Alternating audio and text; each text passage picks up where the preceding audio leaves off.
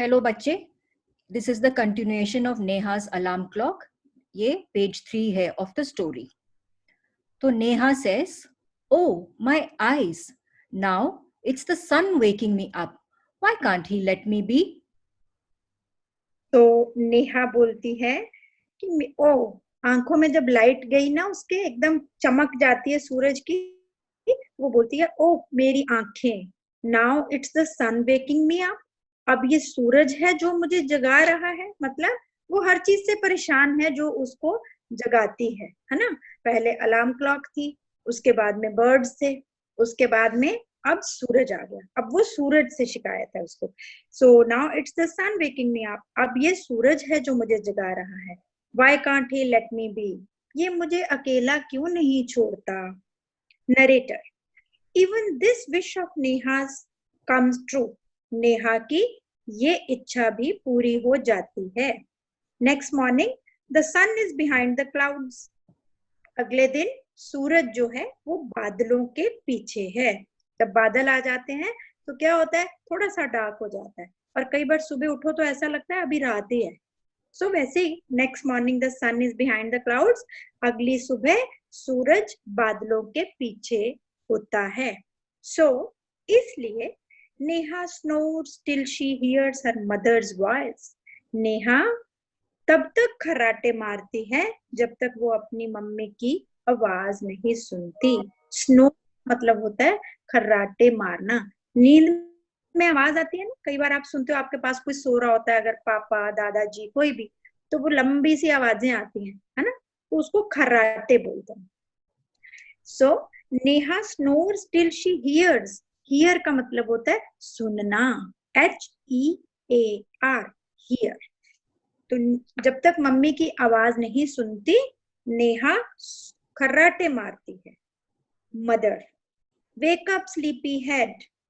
Sleepy head बोलते हैं जो बहुत सोने वाला इंसान होता है ना। स्लीपी सोना, हेड तो बोलते हैं सर को, लेकिन यहाँ ये एक शब्द है जो एक ऐसे जनरली शब्द बोलते हैं एक कि sleepy head, you are a sleepy head, कि तुम बहुत सोते हो। तो उसकी मम्मा उसको बोल रही है कि वेक अप स्लीपी हेड, सोने वाले उठ जाओ।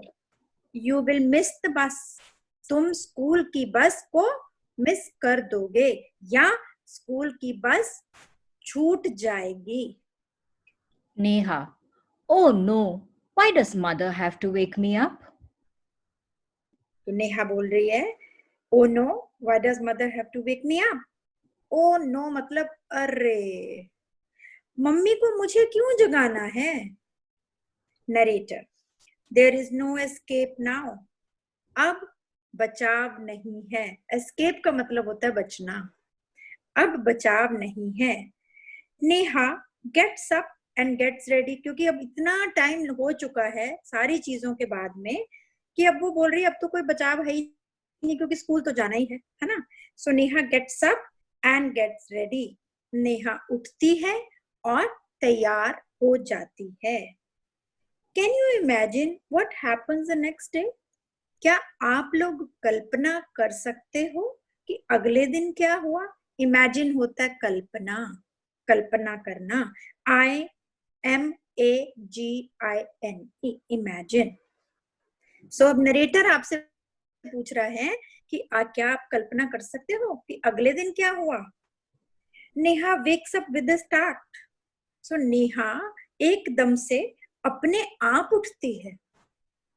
हर watch says it is 6 o'clock। उसकी घड़ी में अलार्म नहीं बजा, लेकिन her watch says it is 6 o'clock। उसकी घड़ी बताती है कि 6 बज गए हैं। या इस लाइन की हिंदी हो सकती है, उसकी घड़ी में 6 बजे हैं। She calls out to her mother. वो अपनी मम्मी को आवाज लगाती है। नेहा, "माँ, who woke me up today?"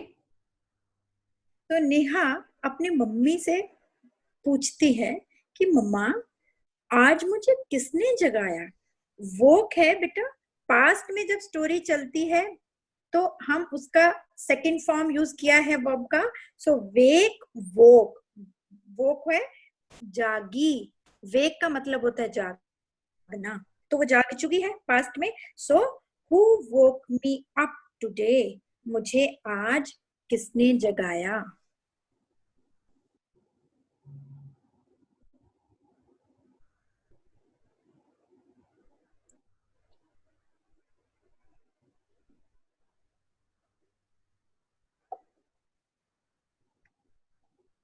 Yeah, we are on page 4. Narrator. Mother smiles, mummy मुस्कुराती है. स्माइल का मतलब मुस्कुराना. Mother. Who else, you of course. तो मम्मी क्या बोलती है, और कौन, तुमने खुद को जगाया. राइट. सो हु एल्स, और कौन. यू ऑफ कोर्स मतलब श्योरली, तुम अपने आप ही उठ गई हो. Neha, but I was sleeping. How could I? अब नेहा बोल रही है, लेकिन मैं तो सो रही थी, मैं कैसे उठ सकती हूँ, है ना. स्लीप, आई वॉज स्लीपिंग, मैं तो सो रही थी. हाउ कुड आई, मैं कैसे ये कर सकती हूँ. कैन कुड का मतलब हमें पता है ना, होता है सकना, मैं ये कर सकता हूँ. Mother. Now tell me, why do you eat your lunch every day at 1 in the afternoon. अब मम्मी नेहा से एक सवाल पूछ रही है. क्यों, क्योंकि मम्मी को नेहा के सवाल का जवाब देना है. तो मम्मी पूछ रही है, नाउ, अब, टेल मी, बताओ, why do you eat your lunch every day at 1 in the afternoon. तुम रोज अपना दोपहर का खाना 1 बजे ही क्यों खाते हो. ठीक है, थोड़ी लंबी लाइन है, एक बार फिर से करेंगे. मदर मतलब मम्मी ने पूछा. नाउ, अब, टेल मी, मुझे बताओ, why do you eat your lunch every day at 1 in the afternoon. Afternoon मतलब दोपहर. तुम अपना दोपहर का खाना रोज 1 बजे क्यों खाते हो. एवरी डे मतलब रोज, प्रतिदिन. Neha, I feel hungry. अब नेहा बोल रही है, जवाब दिया अपनी मम्मा की बात का, कि मुझे भूख लग जाती है. Mother. Why do you sleep at 9 every night. अब अगला सवाल है मम्मी का, तुम रोज रात को 9 बजे क्यों सोते हो. पहला सवाल मम्मी ने पूछा कि दोपहर में 1 बजे रोज रोटी क्यों खाते हो. अभी उन्होंने जवाब नहीं दिया मम्मा ने. अब दूसरा सवाल मम्मी ने पूछा कि तुम रात को रोज 9 बजे क्यों सोते हो. Neha, because I feel sleepy. अब नेहा का उत्तर है, क्योंकि मुझे नींद आ जाती है. नेहा को लग रहा है कि मेरी मम्मा ये क्यों पूछे जा रही है, वो तो पता ही है मैं सोती क्यों हूँ, क्योंकि मुझे नींद आ जाती है. तो नेहा ने क्या उत्तर दिया, क्योंकि मुझे नींद आ जाती है. Mother. There is a clock inside you. अब मम्मा यहाँ पे बेटे जवाब दे रही है कि ऐसा कैसे होता है कि हम बिना अलार्म के जब हम एक रूटीन बनाते हैं, हम कैसे रोज उठ के स्कूल जाते हैं, दोपहर हो जाती है तो खाना खाते हैं, घर आते हैं तो खाना खा के सो जाते हैं, उठते हैं, खेलते हैं, पढ़ते हैं, थोड़ा टीवी देखते हैं, फिर सो जाते हैं. ये एक रूटीन है जिंदगी में. तो ये हमें कौन बोलता है कि अच्छा अभी सो जाओ. अभी रोज रोज तो नहीं बोलता. अब हम सब बड़े हो गए हैं, हम अपने आप टाइम के हिसाब से ये सब करते हैं. सो बेटा, टाइम हमारी जिंदगी में बहुत इम्पोर्टेंट होता है ना. टाइम से स्कूल जाना, टाइम से खाना, टाइम से हर चीज जिंदगी में अगर करने लगो. जैसे अब हम बड़े भी हो गए हैं, तो अपनी हर चीज को टाइम से अगर ना करें तो पूरे दिन में खिचड़ी पक जाएगी हर चीज की, है ना. ओके, सो अब मम्मी का जवाब सुनो, बहुत इंटरेस्टिंग है. There is a clock inside you which tells you when to eat, when to sleep and when to wake up. when का मतलब होता है कब. ठीक है, और क्लॉक का मतलब हमें पता है घड़ी. इनसाइड हमारे अंदर. ठीक है, और आगे है टेल. टेल का मतलब होता है बताना. There is a clock inside you. तुम्हारे अंदर एक घड़ी है. तो क्या आप ये सोचते हो सच्ची में हमारे अंदर कोई घड़ी चल रही है. नहीं, घड़ी का मतलब होता है अपने आप को डिसिप्लिन करके उस टाइम पे वो सब कुछ करना। वैसी घड़ी जैसी बाहर है वैसी अपने अंदर एक बनाना। इस टाइम पे मैं उठूंगा। आजकल तो बेटा ये टाइम भी ऐसा है कि हमें खुद ही अपनी रूटीन बनानी है, कोई भी नहीं बनाएगा ना हमारी रूटीन को। There is a clock inside you, तुम्हारे अंदर एक घड़ी है, विच टेल्स यू, जो तुम्हें ये बताती है व्हेन टू ईट, कब खाना खाना है, व्हेन टू स्लीप, कब सोना है, and when to wake up, और जागना कब है। Neha, oh, I better rush now. I don't want to miss the bus.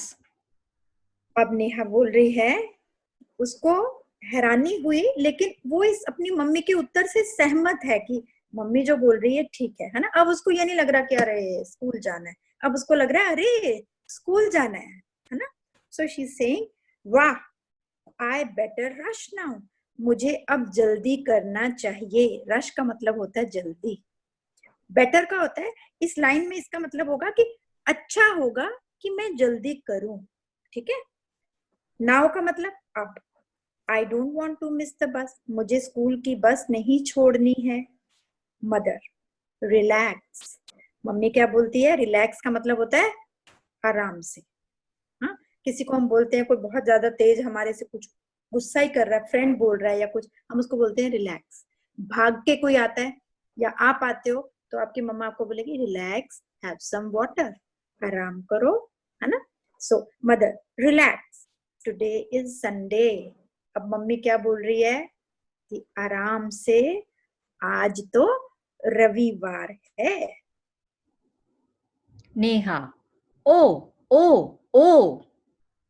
अब क्या हुआ, अगर हम सुबह सो के उठे, स्कूल जाने की तैयारी है, बैग रखा हुआ है, रात को पूरा होमवर्क किया हुआ है, टेस्ट के लिए पूरा तैयार हैं, और उस दिन सडनली किसी कारण से आ गया कि आज स्कूल नहीं जाना, तो क्या होता है, क्या होता है आप सबको पता है ना, हम सब बड़ा खुश होके डांस करते हैं।